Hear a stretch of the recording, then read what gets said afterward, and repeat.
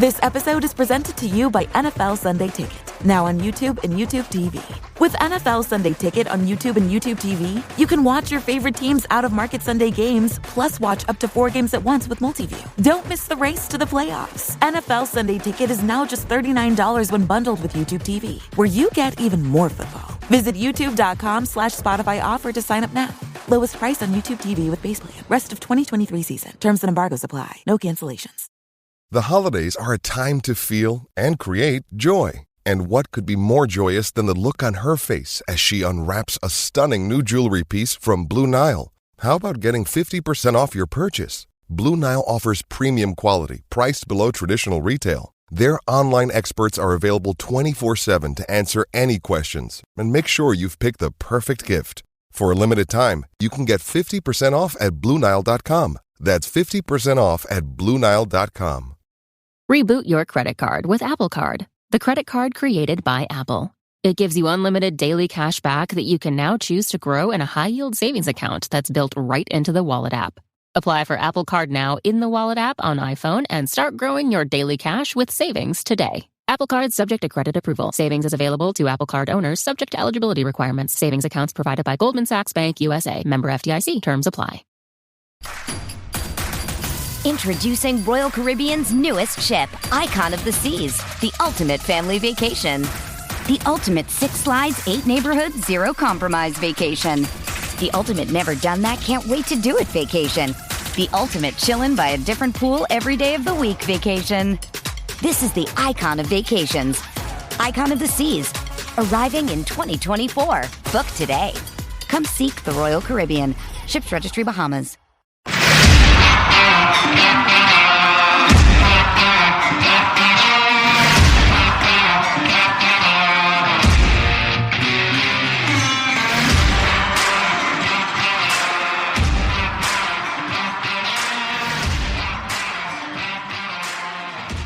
We are back. Just like I said we'd be back. This is For the Glory KC, your preeminent source for all things Kansas City soccer. That music you just heard was Write It Like You Mean It, like by Christian Leo. I am Chad Smith, one of the editors at thebluetestament.com, and I'm joined, as always, by my wife, the rated R superstar, Sheena Smith. Sheena, what's up? That's so dumb. These names, are these all always going to be wrestling names? Who is the rated R superstar, and why would you associate me with that? Like, I'm not your foul language that you use. Oh, like occasionally when I'm mad?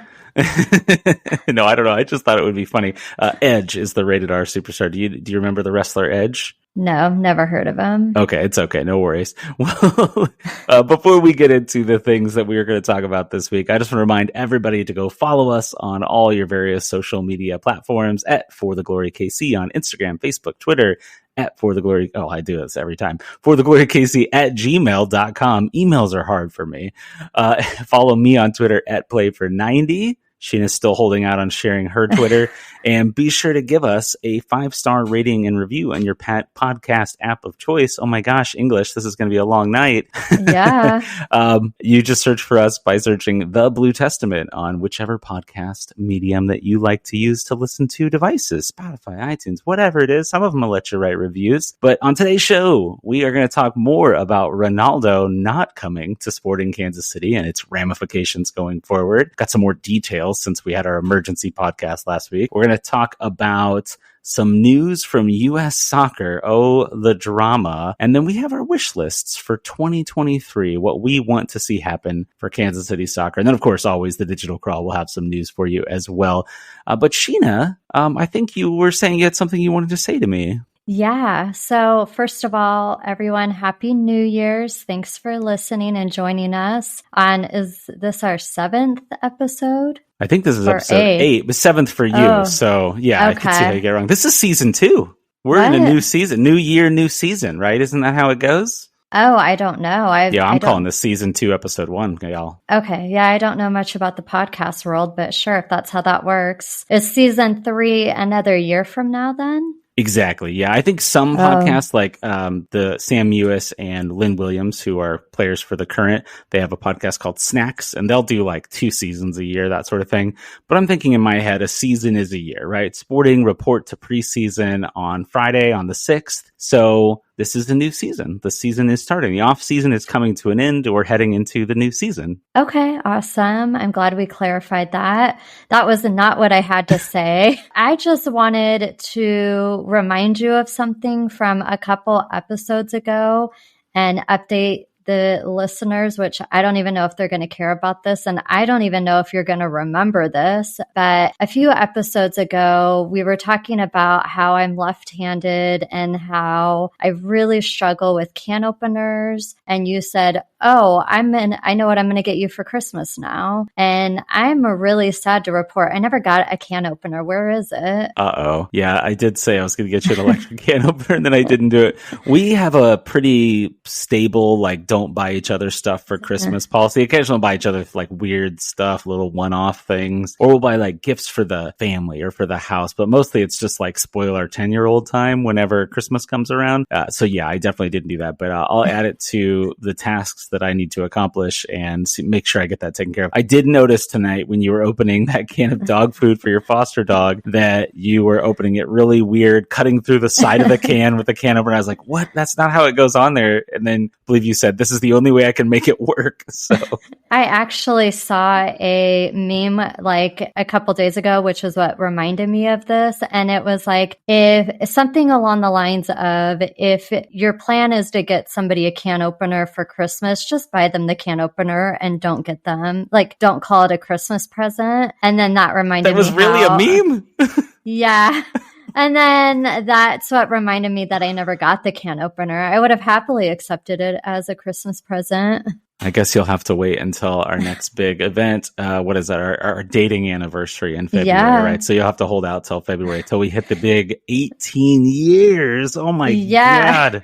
Makes me feel pretty old. Nothing says a happy dating anniversary of 18 years like a new can opener. An electric can opener. Let's not undersell this thing. Okay. Well, that was all I wanted to remind you about. All right. Fair enough. So as I mentioned before, preseason for Sporting Kansas City, they start on Friday the 6th. They're reporting, there's meetings, there's tests, fitness tests, things like that, physicals, all that good stuff. So the content is coming. Hopefully we'll start to get news about what teams they're playing during preseason, what games that are going to be had, what games people can potentially go to. We're going to still get Sheena to try to write that article on what to do. Are you going to do that? Are you fired up about it? Yeah, I just need to find time to do it. Maybe this weekend I'll take some time. I was also thinking maybe for the Instagram account, I could include pictures of food and places.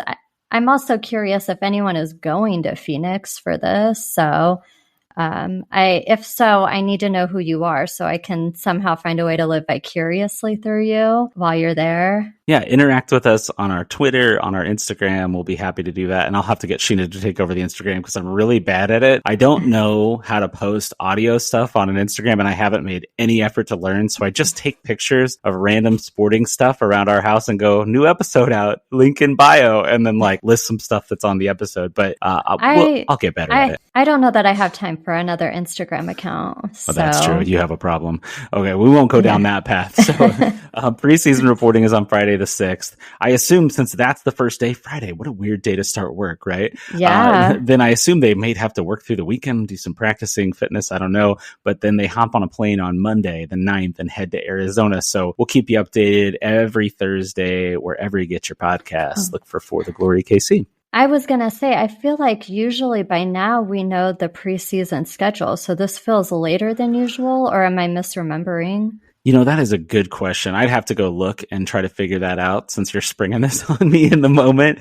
I don't know off the top of my head, honestly, but I feel like this preseason is maybe the earliest preseason to ever start. So that could be skewing our perceptions. I know this is usually kind of a dead time in the schedule, but with the League's Cup coming up this year and the whole month of pausing the season, I think that it's just starting earlier than usual. I think this is the earliest MLS game as well, like the kickoff games at the end of February. It's pretty close to the times they've kicked off in the past, but just slightly earlier, if I'm not mistaken. Okay. Very insightful stuff. Okay, so let's go back to that Ronaldo emergency podcast we had on Friday when the rumor came out. If you missed it, Cristiano Ronaldo was linked to Sporting Kansas City by Taylor Twellman, confirmed by MLSsoccer.com's Tom Bogert, the KC Stars' Daniel Sperry, Sam McDowell, Fabrizio Romano. If you don't know him, he's an Italian journalist. And when Fab has it, it's real. You know it's real. Everybody's reporting that this was a real thing.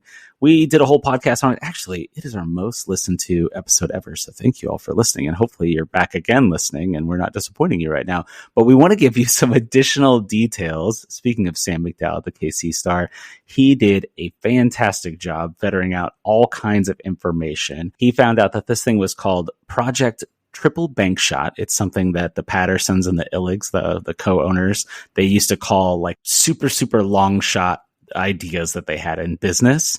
And this is kind of a long shot idea in their sports business. So that's what the name of the project was. The pursuit lasted about a month.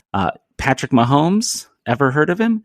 Of the Kansas City Chiefs, he was involved, just like the biggest player in the NFL, no big deal. But then a lot of other details that I left out of the story online. You can also go read Sam's work. I link out to it from thebluetestament.com. The Apple TV deal being in 100 countries, like you just do a subscription, you can watch it anywhere. That was an appeal to Ronaldo's people. They said it, quote, played a significant factor. Peter Vermees gave this quote, which I thought was kind of interesting. He said, quote, I tend to think of myself as a pretty optimistic person, and I don't focus on the can'ts and the negative aspects. But this one was one of those deals where off the top of my head, I thought he's a player that if he was coming to MLS, there would be Miami, or it would be Miami or LA. I must have wrote that down wrong because that doesn't make sense. So I thought that was interesting because Vermees has said that in the past, Sheena, where he'll talk about, actually, this is like one of my rare pieces of original journalism. I was talking to him one preseason to tie this link together here.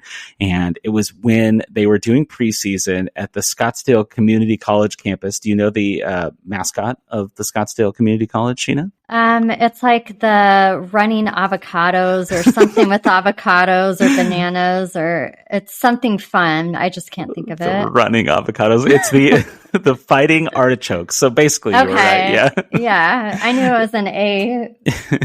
So A anyway, name. I was out there interviewing him and he gave me this great quote, like, oh, Peter's such a good interview sometimes. And sometimes he's in a bad mood after a game or whatever. I get it when they don't always win, but he gave me this interview about basically saying it's hard to bring people to Missouri. They think, or Kansas is the word he used, because technically they're on the Kansas side with the stadium. But they think we're out here riding horses, was something to the effect of what he said. And that always kind of stuck with me. It's like he said, if I can get them to come to the training and development center, they're blown away, right? They see the atmosphere, they see what it is, but it's convincing them to come. So hopefully this is going to kind of open the door to that. And I heard a lot of people saying, no more excuses, Peter. You can't make up reasons why people won't come anymore because you almost had Ronaldo. You've brought attention to the team. Yeah. So do we know if Ronaldo actually came to Kansas City? Has that been confirmed? So to my understanding, he did not actually. Okay. That kind of goes to the next little bits of information that I have for him. So Sporting Kansas City, they set up the first meeting with Ronaldo's people. Vermees used his connections, but then it was actually Ronaldo's side, his, agents and whomever are his people. When you're this rich and important, I guess you have a lot of people. They set up meetings 2 and 3, but throughout the process, from what Sam was saying, they never talked to the player himself, never talked to Ronaldo. Interesting.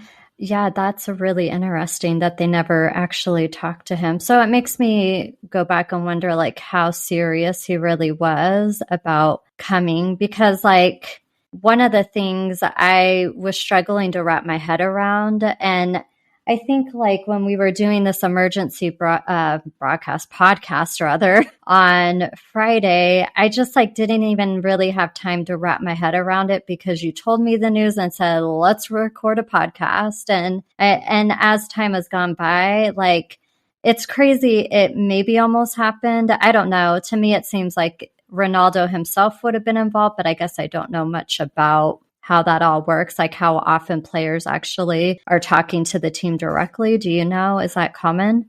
I'm not 100% certain, but it seems like a lot of time the players are in communication with the team. They're talking to at least the coach. The coach is making contact. They're trying to get a feel for each other, see if they fit their systems. I feel like Ronaldo's kind of a special case because he has so many people versus the typical player. Maybe they have, I'm sure they have an agent at least, but then beyond that, do they have other people, right? Or they just have their agent and then they're themselves and then they, fly and check out the teams and things like that. The guys over at the Shades of Blue podcast, which you can also find in the Blue Testament feed, they did a really good job talking about a lot of the issues from Ronaldo. And that's one of the things they talked about, in addition to some of the kind of darker things where he has like domestic abuse allegations and how that would or wouldn't have been impacted would he be arrested here. They did a really good job of talking about living in a place like Saudi Arabia. It's a man-friendly country, right? The rules are written for men, by men. Women are sometimes oppressed and don't have, like, in parts of the Middle East, right? They can't go out and drive without a male being with them or be out in public without a male, stuff like that. So they said he's not going to get the hard questions in Saudi Arabia that he's going to get in America. And I think that's probably true. And I wouldn't be surprised if that played a factor in the whole thing. Or like you were speculating at the very beginning, was Kansas City or whatever other teams, because he mentioned during his press conference with Al Nassr this week that he had interest from Europe and South America and all these other places. So is he just using everybody to drive up the price and get the biggest number? Yeah, well, and just from my worldly experience of watching The Real Housewives of Dubai, I know, but I learned a lot about the laws over there. And yeah, you're right. He probably wouldn't get those questions because of the way the laws are made. But there was a couple thoughts I had about this whole thing that I didn't express Friday night just because I didn't even really have time to think about it. And as all this news has come out and stuff, I've kind of gathered my thoughts a little bit better than I did last week. So I wanted to share a couple things that kind of stood out to me and just some observations. And the first one is, I wonder how the dynamic of the team would have changed if Ronaldo had joined Sporting, because I can't imagine him fitting in with the culture, because it seems like Sporting's a pretty close-knit team just based off of what I've seen in the offseason with a lot of the players traveling together and stuff like that. To me, he seems like a bit of a bad boy, and he definitely has that. I hate saying the word bad boy. Like, I don't mean it in like a sexy way, but like, he's a bad boy. Yeah. No, but he has like a reputation with legal troubles and cheating, and there's some dark stuff like you were saying. He kind of I think he might be worse than what I'm about to say, but he kind of reminds me of Jamie Tart in season 1 of Ted Lasso. Remember, he was like kind of on his like high horse and he did everything by himself and everyone else had like that team dynamic. Do you think? I definitely get the vibe that Tart may be partially based on Ronaldo or players of his ilk, right? Because it's, I know Jamie Tart. Jamie Tart, Jamie Tart. I mean, who doesn't? Yeah. But that was like what I thought of, like him coming here, and it would be kind of maybe a Jamie Tart situation where he's just kind of the odd man out. And then the other thing I was thinking about is the whole dynamic between him and Peter Vermees. It would have been fascinating to see, but then I also think it would have been very cringeworthy. And then just, I was thinking about different players on the team and what that would have looked like, because I think him and Polito seem like they could be similar. But is the locker room big enough for two flashy stars? Would Johnny Russell get annoyed with him? These are the questions we'll never know the answers to, but I don't know. It would have been interesting to see how it all played out. Yeah, I definitely think that too. That it's funny that you're talking about the culture and how he would have fit in, because that's what I was thinking too. I'd kind of been thinking to myself, there was all this discussion about, I'm glad Ronaldo didn't come. I don't think he belonged. Like, people were saying that on Twitter and Facebook and whatnot. And I wondered, is that genuine, or is that like kind of like sour grapes of not getting the guy that you want? But a lot of the stories about Ronaldo, especially having just come through Manchester United and gotten released before the World Cup, a rare player playing at the World Cup who didn't have a club. But he seems kind of like a locker room cancer. Like, he is he's in trouble with the law, like we referenced earlier. And again, go listen to Shades of Blue. They break that down a lot better and get into all the details of it. So I was kind of thinking to myself, sporting have this really good culture. Whenever I do like radio spots or interviews, or, people find me through the Blue Testament and they're like, hey, can you come on my podcast or whatever and talk about this? I'm always talking about sporting's culture. And you just see how Vermees kind of lays the groundwork. And then he's got players like your Espinosas and Zeusis and the like that are upholding that culture. And would that culture overcome someone like Ronaldo, or is he just too big and too much of a mess and he would kind of, bring the whole thing crashing down? So I don't know. We'll never know, but it was intriguing. Yeah. The other thing is that I just really can't imagine Ronaldo would have enjoyed Kansas City. He seems like a Miami type of guy. Honestly, if I was going to pin him to a city, like Miami felt like it would be a good city for him. I know he was saying he wanted to be low key where he didn't get recognized, but I can't imagine he really wanted that, or even if he did, not to the level he would have gotten it in Kansas City. And then just one of the things that got me thinking was on Twitter, people saying, oh, what could have been, like him eating barbecue or doing local commercials, or the Nebraska Furniture Mart playing across the street from that. And so I came up with a few things I'm sad that I'll never get to see. And maybe these were on the internet, but I didn't see them. So I feel like they're original for me. Okay. But I'm intrigued. Let's go. Let's hear these. Okay. So I'm sad we'll never see the Ronaldo family pictures of him and his family at Silver Dollar City in Branson.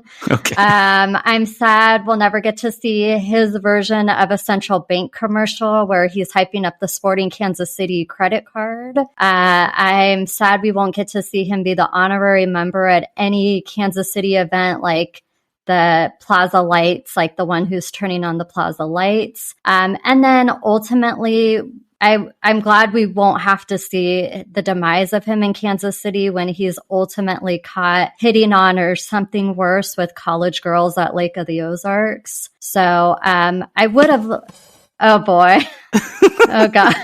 Chad learned how to do sound effects. If that I'm going to abuse obvious. them. No, I'm not going to abuse them. I'm going to be restrictive with my usage of them. Okay. I wasn't trying to be funny, but those were the things I am happy and like sad I won't get to see. I also think this would have made a really great reality TV show. It could have been, or like a show set up similar to Ted Lasso, only Peter Vermees would have been doing all the cussing instead of all the players. I honestly feel like we could have a whole podcast of the scenarios that will never be. And maybe that's what the emergency podcast was supposed to be. And I failed to understand the assignment. I don't know. It's okay. I think you did good. We were just, releasing our ideas and thoughts in the moment. It was a pure raw reaction. We didn't prepare. We just kind of did it. So I thought that was fun. So I'm surprised you didn't bring up that he didn't want to do a Minsky's pizza commercial. Zusi famously doing those Minsky's commercials. Oh, so, I don't think I knew about those commercials. I'm going to need you to get on YouTube and check that out when this podcast is over. It sounds like they're really great. But on like a more serious note, it does feel like at this point, Sporting needs to make a flashy move and sign like a designated player. I'd like to see somebody younger. And I don't know a lot of international soccer player names outside of Ronaldo and Messi. So there's probably somebody out there who's really popular and well-known, and we should sign them. I wouldn't know the name of like the person or who they are, but I feel like at this point, because we maybe were in the running to get a Ronaldo, we need to actually get somebody who is equally as exciting, but without all the controversy in their personal life. Yeah, I think that's an interesting transition, because there was one more really good quote, which I think may be the quote of the entire article from Sam McDowell. No, you're fine. You're transitioning. It's good. Great stuff. So Sam was asking Peter Vermees if this pursuit was a one-off. Quote, does it mean we're going to take more chances? The answer is yes, Vermees said. But obviously the situations have to make sense for both on the field and off the field aspects of acquisition. He goes on and on talking about other aspects of it. But Sam finished that section saying, quote, Ronaldo is a one of one. In other words, or maybe perhaps like one of two, and the other isn't coming to Kansas City. I think he's referring to Messi. The quote continues, but there's an interesting unintended consequence of the Ronaldo pursuit. One source told the Star that Sporting has already been contacted by another European star who expressed expressed interest in such a move. The interest, I'm told, is mutual. That's Sam McDowell from the Kansas City Star. So I think that's really interesting because, yes, Ronaldo fell through and it was the story of the week. And like I told you when we did our emergency podcast, people will reference back to this for weeks, months, probably years. Hey, remember that time Sporting chased Ronaldo? So I think it's kind of intriguing that the door has been opened. And I know that you don't watch basically any international football whatsoever. And I don't watch very much. As I mentioned last week, I'm more likely to be caught at a SKC II game than, checking out the Champions League. I know, y'all, I should be better. But the name that came to mind for me, and I know I mentioned this to you the other day, was Antoine Griezmann. He's also on the French national team. So he just played in the World Cup. He won the World Cup 4 years ago. He's a talented player. He plays in a lot of different attacking roles, and he's a huge Patrick Mahomes fan. He loves Mahomes. So I feel like that could work out. And he's talked about wanting to come to MLS before versus, I don't know if you saw the quotes, but Ronaldo is basically saying, I don't want to be one of these players that ends my career in America or the Middle East. and then here he is. Irony. He is doing it. Yeah. And that's interesting because I had a question for you, which kind of segues into what Ronaldo was saying. But a lot of what I was seeing on like Twitter and Facebook is that if Ronaldo had signed with Sporting, a lot of people were saying like that would be the nail in the coffin, that MLS is like a place where the stars come to play before retiring. Do you believe that to be true, or what are your thoughts on that? When you say a nail in the coffin, you're saying like this is what happens. Stars come here to retire. Yeah. I think just like any league in the world, stars come to retire here. They come to retire in other leagues. It's a silly argument because think of Zlatan, who we mentioned last week. Oh, yeah. Zlatan came, he was older, he banged in a ton of goals. Now he's back in Italy banging in a ton of goals, and he's even older. So does that make MLS a retirement league? I don't think so. I think it's a ridiculous argument. There are examples of guys that have come here, taken a big payday, and retired, but that also happens in other places too. So was it more true in the past? Sure. I don't really think it's a solid argument for now. And shoot, America opens up a lot of these players to different marketing opportunities, commercial opportunities that don't exist in some of these other parts of the world because we're kind of the media capital of the world. That's probably just my US-centric American bias playing in, but I think it's a nonsense argument. And that just made me think of one other question, just to put you on the spot again. Do you think this Ronaldo deal or almost deal potential being in the running would maybe make some of the US national team members who play internationally consider coming back to the United States? Like, do you think the potential of Ronaldo almost coming here or maybe coming here seems like a good time for some of those players to come back to the United States? I don't know if I'm phrasing this right because I'm coming up with the question on the spot. I don't think the two things are related. I think there's always a possibility that U.S. guys are going to come back. There's been waves of it, right? A few years ago, Michael Bradley also was linked to Sporting at one point, rumored to be. He came back and he played for Toronto FC and, won them some titles and whatnot. And then, Alejandro Bedoya came back and played for the Philadelphia Union. And there's numerous examples. Shaq Moore, who was on the World Cup roster, he just came back and played for Nashville for the last chunk of last season. There's always international guys coming and going. I think there's still this perception that you have to go to Europe to be a big star. And maybe you do, maybe you don't, but I think you can be a big star in MLS too. But there's going to be people that come back and forth for sure. Gotcha. So let's transition a little bit. Let's stay on Ronaldo here for a minute, but kind of in a tangential way. I wrote a piece for the BlueTestament.com that you all should go check out. Gosh, I can't speak tonight. And I pronounced that really weird. Yeah, you did. So I think it's worth a look because I looked at kind of the math of the Ronaldo move. And when I say the math, I don't mean like the 200 million euros or pounds or I think it was euros that he's making from Al Nassr. But instead, I mean the math of like MLS and its weird rules. So I know it can be complicated to keep up with MLS rules, so I want to try to keep it as simple as possible. So what would have happened if Ronaldo came to Sporting is he would have been a designated player. And basically, MLS teams are allowed to have up to 3 players that they can pay unlimited salaries and unlimited transfer fees to get. The most ridiculous example would probably be Insigne up in Toronto. He joined mid-season last year, Lorenzo Insigne. Yeah, I see your head shake. I know you're a big Insigne fan. And he's making $15 million per season. He is by far the highest paid player in league history. He's like almost double the next guy. Before that, you've had your Zlatans, your Carlos Velas, players that were in the like 6, 7, 8 million range. So then you can also pay these unlimited transfer fees. So like Atlanta United is a team that's famously done this and gone and spent 10, 15, 18 million on one player, just the fee, let alone the salary on top of that. Or Alan Pulido, 9.5, 10 million Sporting spent on him. And then, he has a $2.2 million salary as well. So teams get up to 3 of those. But the complicating weird part of MLS is that there's this new rule that came in 2 seasons ago. It's called the U22 initiative. The guys over at The Athletic call it Young Money. I like that name. Young Money. You can spend unlimited money to bring the player in, but they can only make a maximum of what is called the MLS salary budget maximum charge, which is in this season going to be $651,250. That's very specific. So about $650,000. And if they make more than that, then they would be a designated player. So if they make less than that, and they're under the age of 22 when they sign, then they can be this U22 thing. But MLS has to make things complicated. So if you have 3 DPs that make unlimited money, unlimited salary, everything, then you can only have one of those U22 guys. But if you only have 2 DPs that are in that higher pay / transfer fee area, and you have one that's lower, that's under basically $1.65 million in compensation / transfer fee averages, then you can have 3 U22 players. I tell you all that long background. Sheena's falling asleep at her keyboard over there.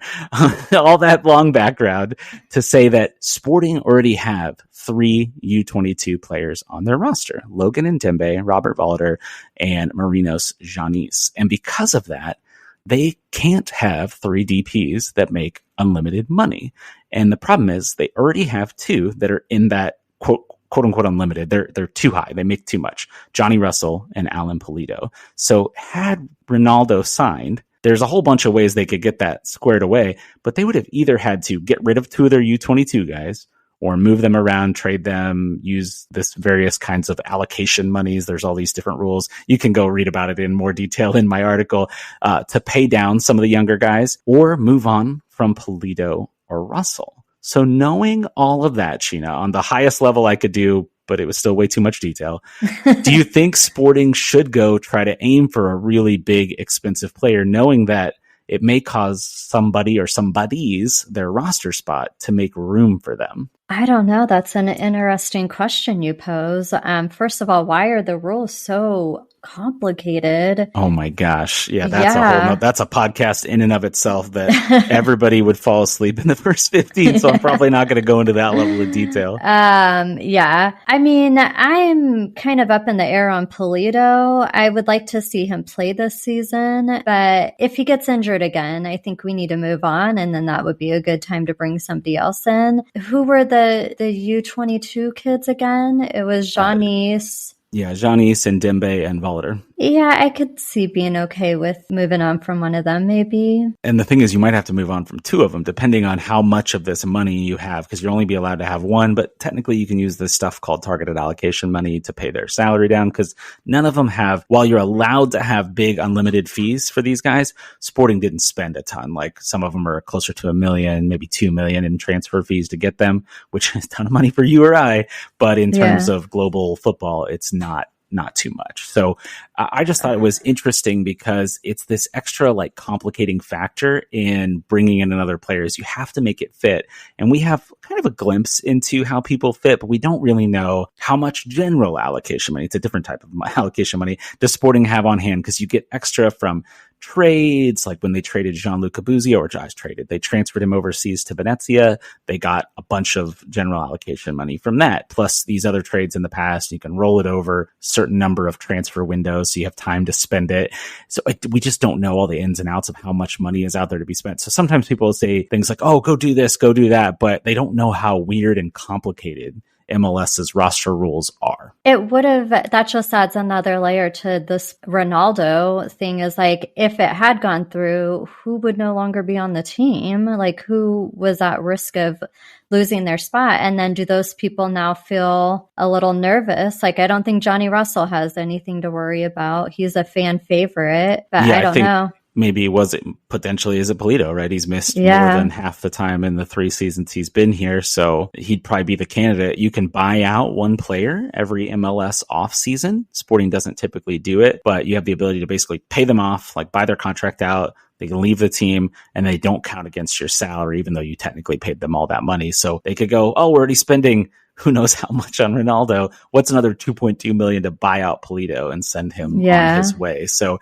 I don't know how it would have played out. We don't have to worry about that now, but it is intriguing because to me, if you're going to add another designated player, I don't think you go and spend that kind of money unless it's somebody that is life-changing, world-changing, attention-changing for Kansas City like Ronaldo. My favorite quote still is that people would stop calling them Sporting Kansas and would start to know that it's Sporting Kansas City if it's Ronaldo. But I just don't know that there's another guy out there like that that's going to come. But if it happens, if it develops, I bet we find out about it and we'll talk to you all about it. Any final thoughts on this Ronaldo stuff, Sheena? I just thought when you said the Sporting Kansas thing, it reminded me, I saw somebody on Facebook and they said something along the lines of if, like when Ronaldo was making a decision on where to play, he asked where Kansas City was and they said in the middle of the country. And he said, oh, like by New York. And they said, no. Oh, like by LA. And they said no. And he said, oh, forget that. I'd rather be a prince over in Saudi Arabia. And that one just really got me. I probably screwed up how he said it, but it was something along those lines. And that really got me. I like that. I think that's a good ending point. So let's take a quick break and then we'll be back with more For the Glory, KC. This episode is brought to you by Google Pixel, the official fan phone of the NBA and WNBA. The new Pixel 8 and Pixel 8 Pro are built different. How? Take the Audio Magic Eraser tool. It helps block out distracting crowd noise so your play-by-play commentary sounds crystal clear. The only phone engineered by Google brings out the audio you care about so your videos sound as crisp as they look. Learn more at googlestore.com/pixelnba. Audio Magic Eraser requires Google Photos app. May not work on all audio elements. And we are back. All right. So we're going to move on from Sporting KC talk. Actually, I have a surprise bit of news for you, Sheena. You don't know about this. This just happened while we were recording. There is a really young prospect. She's 19. She's a Haitian player, Melchi Dumernay. She's a forward for Haiti, played against the United States during World Cup qualifying. Really exciting young player. She had been linked to the Kansas City Current. They were the front runners in the National Women's Soccer League to land her. But, according to Stephen Goff of the Washington Post, it looks like she is going to be joining Olympique Lyonnais. I'm sure I'm saying that wrong, from the French league. And it says that, quote, $ difference. So the money made the difference. She's out of contract this summer. So not coming to the Kansas City Current. I know you don't know who she is, but a little disappointing to not have this young prospect. I remember writing about her last year when the rumor initially came out that she's being linked to the Current. That would have been a heck of a sighting, but that KC Current roster looks really good. I wrote a piece on them this week, and then we'll move to our other topics we have planned about how if they were to land one more free agent, it could really put them over the top in terms of superstardom. I encourage you all to go read that over at thebluetestament.com. That's it. I think they're still going to be contenders for the championship because they've already gotten better. They've nailed this offseason so far. Okay, we're going to talk more KC Current next week. We had a guest that we were going to have on to talk about the Current. Things got kerfuffled. It kind of fell apart, but we're going to hopefully do it next week. We'll let you know more when we know more. But let's switch our gears and talk U.S. soccer. Some interesting news broke over the last couple of days. There was a report that U.S. soccer had launched an investigation into a, quote, incident with coach Gregg Berhalter. And then to kind of get out in front of it, Gregg Berhalter and his wife, they released a joint statement. It was basically accusations were being made against him. And then today, we're recording this on a Wednesday, it came out that the accusations came from Gio Reyna. You might recognize that last name. That is the last name of Gio Reyna, as the USMNT star Gio Reyna, 20-year-old kid. That's his mom. She's married to former USMNT captain Claudio Reyna, and she basically sent stuff to U.S. Soccer about this incident that happened 30 years ago. And Gregg and his wife put out this statement because it was his girlfriend at the time. And it's obviously it's this awful thing that happened where they'd gotten like an argument or an altercation of some sort, and he ends up like kicking her, and she breaks up with him, of course, right? You shouldn't be hitting women, obviously. I mean, women shouldn't be hitting men for that matter, frankly. But she ends up breaking up with them, and then they tell this whole story about they go apart and they tell all their families and, you know, whatnot. And then they come back together, and they've been married for a very long time. They have 4 children together.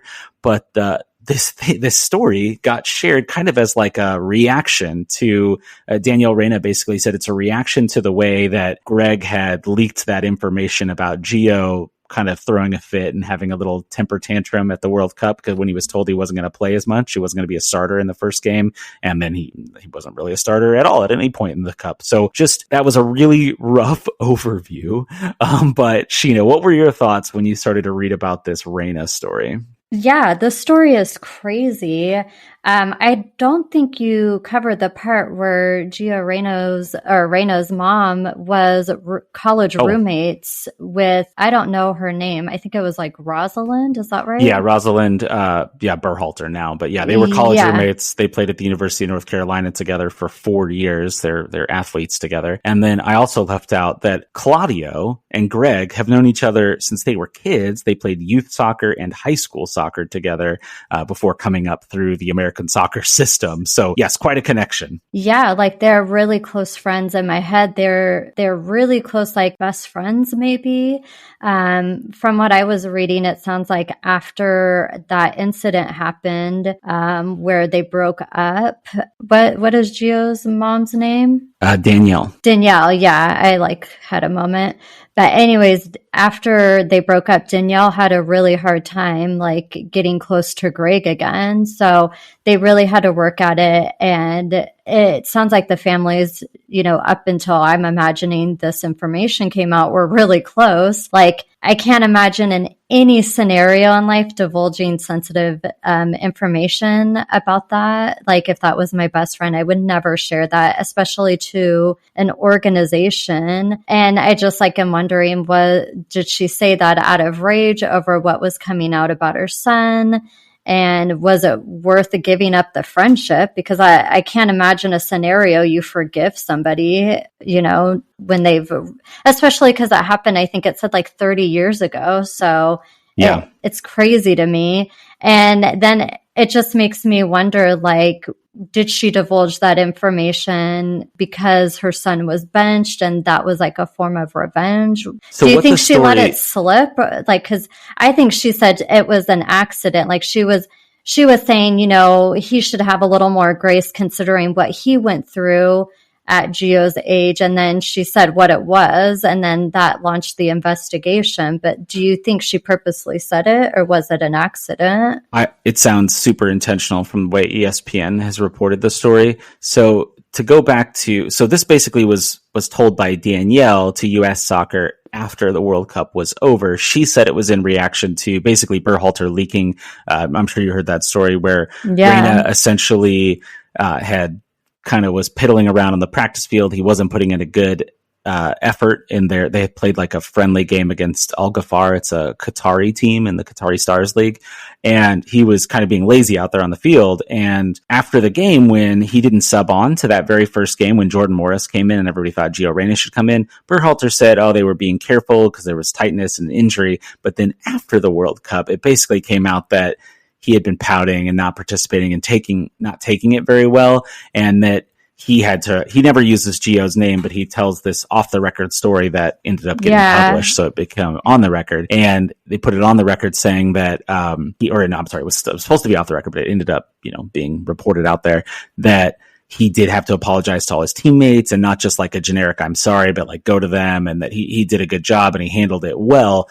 But because that leak came out, that's why Danielle says she went and put out that statement. And then she also said that what Berhalter and his wife are saying, quote, significantly minimizes the abuse. So she's saying this is not the version where he just kicks her once, or however they kind of phrase it in Gregg and Rosalind's letter, is not accurate to what really happened. But to back up slightly, during the World Cup, here's a quote from Gio Reyna. He says, quote, while in Qatar, I shared my frustration about my son's World Cup experience with a number of close friends. Ernie, as in Ernie Stewart, the general manager of U.S. Soccer, and Brian McBride, who also works for U.S. Soccer, among them. The quote continues, however, at no time did I ever threaten anyone, nor would I ever do so. However, sources told ESPN that he did threaten to share this information, basically in retaliation to his son not playing. So that implies that he was going to share it before the World Cup was over, before this leak happens, where Gregg, probably inadvertently, well, maybe not inadvertently, who knows, told these reporters that, then accidentally leaked it when they weren't supposed to. They didn't realize it was off the record or whatever happened there. Yeah. I just say, it's kind of disgusting. Like, just the fact they're throwing out this information. Obviously, things have worked out. Hopefully it's not an abusive relationship, but I mean, it seems like they have a strong marriage from what we can tell.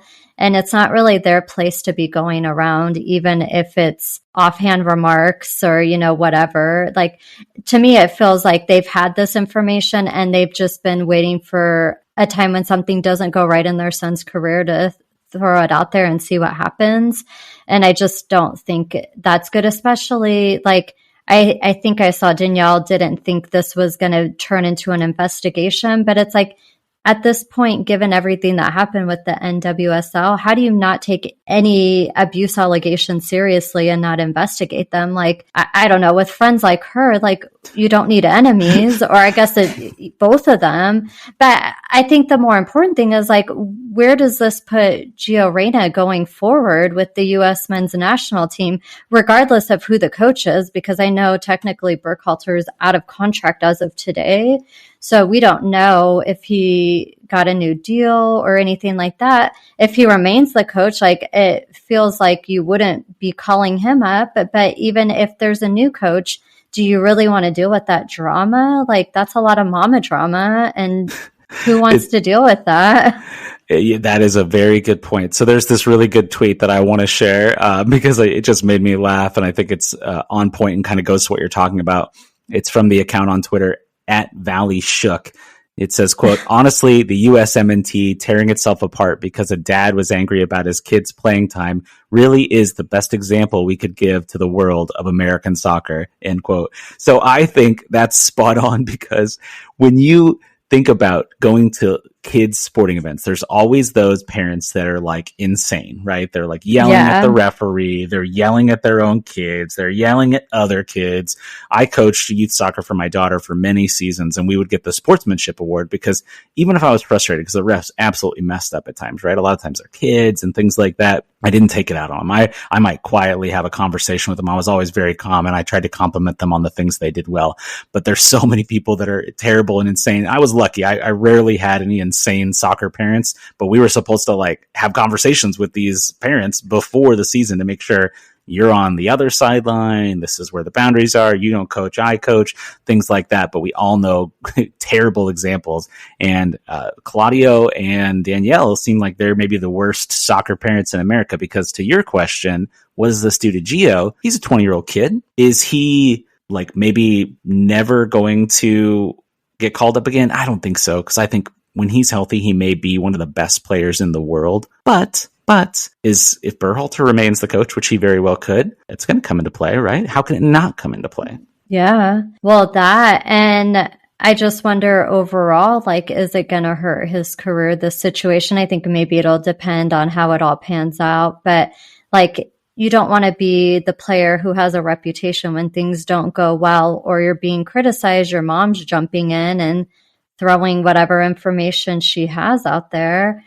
He's an adult. I don't feel like, I get he's only 20, but she shouldn't be meddling in his career. And the other thing to that is that being criticized is part of being in the public spotlight. Like, I'm sure as a parent, it would be awful to hear, negative stuff coming out about your kid.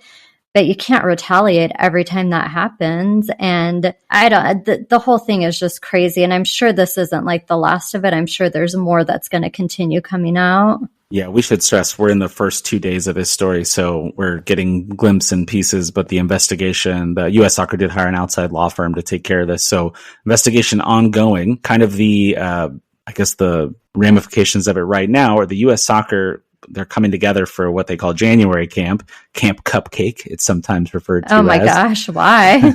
It's supposed to be easier than typical camp. I don't know that it is, but the person that will be coaching the team is Anthony Hudson. He's an assistant for U.S. Soccer. He's kind of keeps bumping up the ladder. Luchi Gonzalez was probably the top assistant for Gregg Berhalter, but now he's off coaching the San Jose Earthquakes. He's left. So Hudson, former coach of the Colorado Rapids, now steps in. And fun stat for you. This is a courtesy of Mike Kuhn, Mike Stats.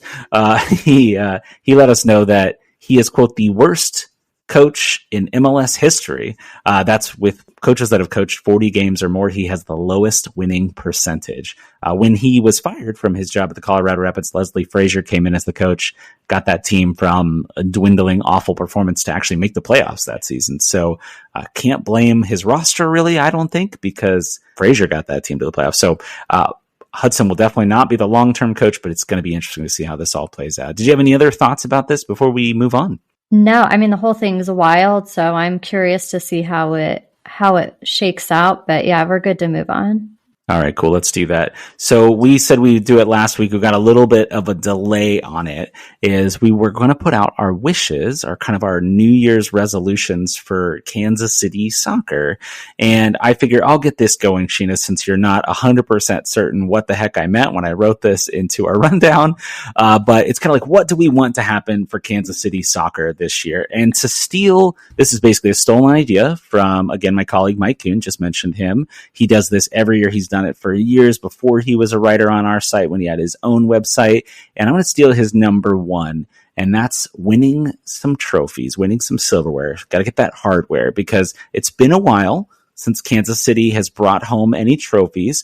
The Kansas City Current got so close last year. Sporting, kind of close, right? They went to the U.S. Open Cup semifinals, but it's been a long time, 2013, since they won an MLS Cup. Haven't won a U.S. Open Cup since 2017. So I would love to see some trophies. Do you have a first wish, Sheena? Yeah, and mine, I didn't even put a championship or a trophy into the mix, because to me that's an expectation every year. Want one. Yeah. Okay. Yeah. So I thought about other things. So for my first one, I think the biggest wish list item is that the team needs a center back. I have that on my list too. Oh, okay. So in all the excitement with Ronaldo, I feel like it got pushed to the side that this is like a position we actually need. I never really understood the Ronaldo thing, because I think we're fine in that position. What we really need is a center back. And I think we could use a superstar name in that position. I don't have anybody because I don't know anybody, but we need somebody who is a superstar, because our defense has struggled the past few seasons. So I think if we're going to spend the money, we should put it in that position. Maybe it's not as glamorous as, a Ronaldo or like striker, or, left back, right back, whatever. Did I say those positions right? Forwards. Yeah, you probably meant left wing, right wing. Yeah, probably not. Whatever. See, this is why I'm just a casual fan. But I knew it was the offense. And I know that you always say Courtney Ford is the starter, and no offense to Courtney Ford, who I've definitely offended so many times in one podcast. So I don't feel like he's the superstar I'm looking for in that position. So that is my wish list number one, is we need a center back. Okay, well, that was my number two, which really could be my number one, but I just listed it in no order in particular. So I'm going to kind of just continue on that and push back a little bit on your idea. So I did put down specifically a starting quality right center back to compete with Courtney Ford, because I do think Ford can be the guy if he needs to be the guy. I think he was pretty... Needs is the key word. He's going to need to be the guy if they don't sign somebody, but they got to sign somebody. They only have 3 on the roster right now. They can't can't just have 3. Actually, going back to our whole Ronaldo roster discussion, they may only have 1 senior roster spot yet left. So I break that down in the article as well, so you guys should check that out. But if they only do have 1 senior roster spot left, it absolutely has to be a center back. They absolutely have to compete. But I would push back that it doesn't need to be a superstar. I don't want designated player type money spent on a center back. Last year, Sporting had 2 center backs making over $1 million in Nicolas Isimat-Marin and Andre Ufantes. The year before, they kind of had 3 because Ilie played a ton of center back because Issy was hurt, and he was making over $1 million, and that didn't work. So money doesn't necessarily mean quality. I just want somebody that's quality. The guy in MLS that's still available that would kind of fit that boat, but would probably be around $1 million is Alexander Callens. He played for the Arcayans. I'm probably saying it wrong. Sorry, Alexander. He played for New York City FC. He was on their championship team from 2 seasons ago. I would absolutely still take him. I don't watch enough NYCFC to know if he's a system fit, but he's got some pretty gaudy metrics, and every other starting caliber right center back is gone. Aaron Long just signed the other day with LAFC. Oh, the rich get richer. And then previously Matt Hedges, who we talked about before, he signed as well. So Callens would be the guy, but anybody, go get me somebody. Could be a foreign player. I don't know. I'm open to whatever. And Peter, we trust. I know he's going to go get somebody, and I look forward to hearing who that's going to be. Since I stole your wish and you stole my wish, I'll just let you go again. Sheena, what's your next wish? Okay, I'm sure this isn't on your list because now I'm getting that was the only quality thing I had on my wish list. So if we're throwing whatever into a wish list, since it's my wish list, can we get more exciting jerseys for Sporting and the national teams? Yeah. So the national teams could use an upgrade. Sporting could use something more exciting. So that's my second wish list. Yeah, I'm a little sad about the Sporting jersey situation because my favorite jerseys are typically the Hoops jerseys, which is the one that they had last year, the light blue and the indigo, the stripes, the horizontal stripes, and that one's going out, and we're keeping the kind of state line 2.0 where you can very faintly see the letters 816 and 913. So that'll still be around. So they're going to get a new, what we call a primary jersey with that light blue, Sporting blue color on it. Yeah, I like that wish. That's a good one. The one I put, and it's funny that I put this because I just saw a tweet from the KC Current, right before we started recording, is quality on-time stadium progress for the Current. I want them to have their stadium ready to open by 2024. No delays. They've nailed things so far with the training center and everything else that they've handled. So hoping it keeps on track. We drive by that site all the time. I'm always luckily my car will drive itself in certain instances because I'm definitely looking over, trying to check out what's going on with the stadium. Super dangerous. So I'm just like, Sheena, watch the road. I got to look over at the stadium site and see what's happening. Yeah, that's a good one. I like that one. What else you got? Okay, so I only had 3, so this is my last one. And I had you in mind for this one, and I guess me too. But I would like to see a better broadcast for Sporting Kansas City II. Benny Feilhaber's been the coach for at least an entire season, right? One season, yep. Yeah, and I kind of forget because I never hear about SKC II because you're not watching them and you can't watch them because they're blurry and it's at one angle. And so that would be my last wish, is that they do something to make that a better broadcast for fans like you and me. Yeah, because we're going to get you to watch some games this year, I'm sure. Maybe we'll get you to go out there and you can use your press credentials in that regard. Sit in the press box? No? No, well, the press box at Swope Soccer Village is a bit different than in Children's Mercy Park, so it's a lot more low-key, but I digress. That's a really good wish, and I did write a very complaining article that actually got a bunch of wide media attention about how it was broken. MLS Next Pro was broken in year 1, and a big reason was it was hard to watch games because I can't plan my life around Sporting Kansas City 2, and the fact that you could only watch the games live was a real annoyance. So that'll bring me to my last wish, and then I'll just refer you all over to look at Mike's wishes because he's got a bunch of really good ones, is I want progress for the kids. I'm keeping it vague because whether that's Sporting Kansas City 2 getting better, the KC Current have a KC Current too. I want to see those players get better too. The young players on the Current, the young players on SKC haven't seen a lot of homegrown progress over the last few years. A lot of guys kind of come and go. They don't play a ton of minutes. People aren't moving from the second team to the first team. So I want to see significant minutes. If that means a Jake Davis goes down and plays almost every game with the twos and gets really good and lifts that team up, then that's awesome, because I'm still high on Jake, but he hasn't had a lot of chances to contribute in MLS. Yeah, I think that's a really good one. I feel like when I first started watching soccer and specifically sporting, a lot of the times the players would come from, some of the players would go from SK2, or I guess it was Swope Park, back when I first started watching, but they would go to Sporting, and Sporting would loan players down for Swope. And I feel like I think I've brought this up before, that in the past I would hear a lot more about academy players, and that just, I feel like, has gone away, and that kind of ties into the homegrown player situation you're talking about as well. So it's like maybe that stuff is happening, but I don't feel like it's as visible as maybe it used to be, and maybe COVID has something to do with that. I don't know. Yeah, I think COVID had a unknown impact, but I think it had an outsized impact that we don't realize, because there were times where players weren't loaning back and forth between teams. They're keeping the teams separate as to not spread COVID between them. But if you look down the roster right now, the homegrown players on the team are Daniel Shallowy, Cameron Duke, Felipe Hernandez, he's been a success. Ozzy Cisneros, basically barely played. Caden Pierre, he looks like a future star. And then Jake Davis, who I mentioned. Everybody else is gone. So they're all off to other places or other teams. John Pulskamp is technically kind of a homegrown as well. He was not a homegrown for Sporting, but he was for the LA Galaxy. So he's a success chance as well. Looks like he could take over as the starter. So let's move on to our digital crawl. This is where we just rapidly unless we have things to say, just quickly move through some news, and we'll wrap this show up for the week. So the first bit of news is I saw this post on Reddit, which I thought was really good, that was talking about how many games MLS players could play this year. And they could play up to 61 games for their club team.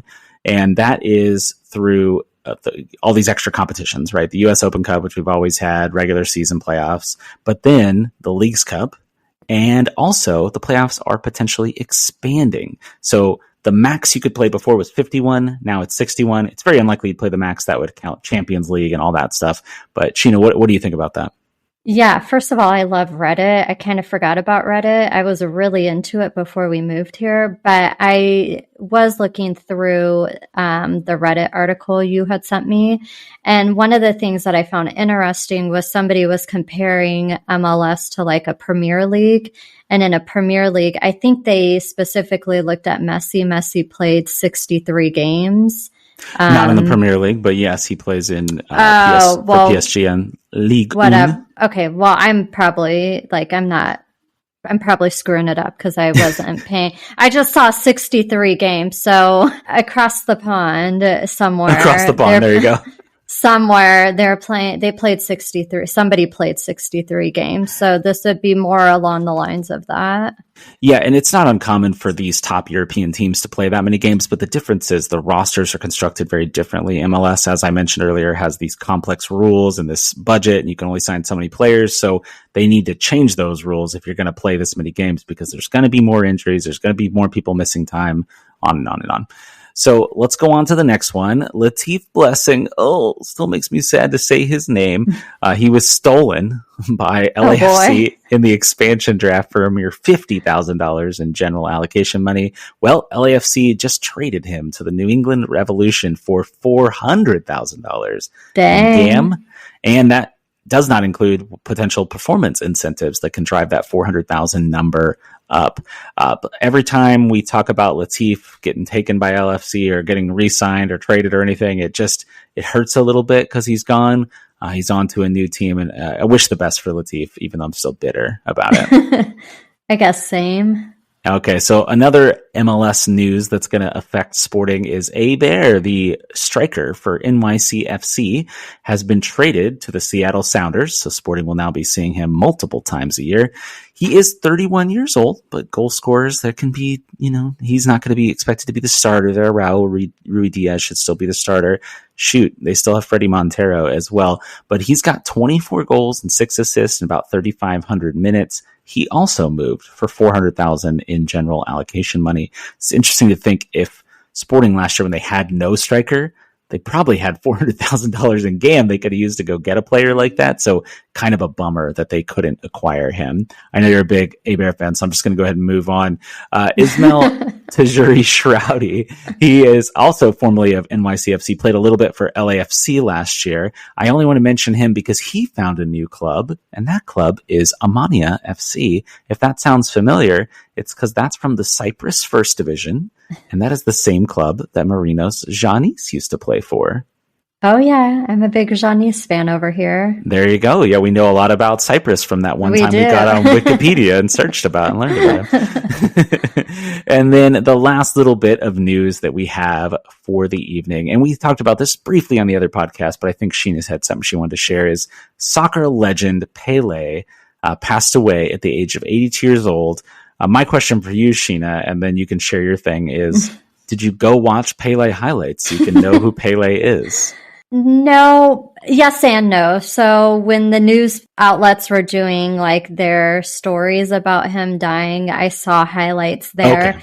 So I saw it because I was watching the news. I didn't seek out any additional ones, but I was reading this really good story on ESPN today by Sam Borden. And the article was talking about Pele's return to his hometown since he's died, and just the sadness, but also kind of the way they phrased it was they were happy to have him back, like, because for so many years he had been a world figure and now he's back in his hometown. And it was just a really cool perspective. I don't know if we could link the article. I really liked it. I just loved seeing reading the excitement of the people from his hometown. And I don't know, I really liked it. It was a good little piece that Sam Borden did. If you get me that link, I can absolutely put it in the story. Okay. I can put it in the description on the podcast, I think. I'm not really sure how all this stuff works. Okay. I mean, this is season 2 of the podcast, but it is only the 8th time we've done this thing. So I'm still figuring it out, y'all. But I just want to thank you all for joining us for the Glory KC. We'll be back again next Thursday, unless, something crazy happens, but that's the plan. Oh. Yeah, hopefully we don't have any other emergencies come up, but if so, I guess we'll be here to discuss them. Oh yeah, we could have another emergency pod. You never know. So watch the Blue Testament feed on your favorite podcast app of choice. Go rate us 5 stars. We'll definitely read your review on the air if you say nice things about us, or if it's constructive criticism, I can handle that. If it's just mean, though, I'm probably not going to rate it on the air. But that's all for me, Chad Smith, and for my wife, Sheena. Any final parting words? Happy New Year's, everyone. Thanks so much for listening. We appreciate it. All right, KC Soccer, let's go.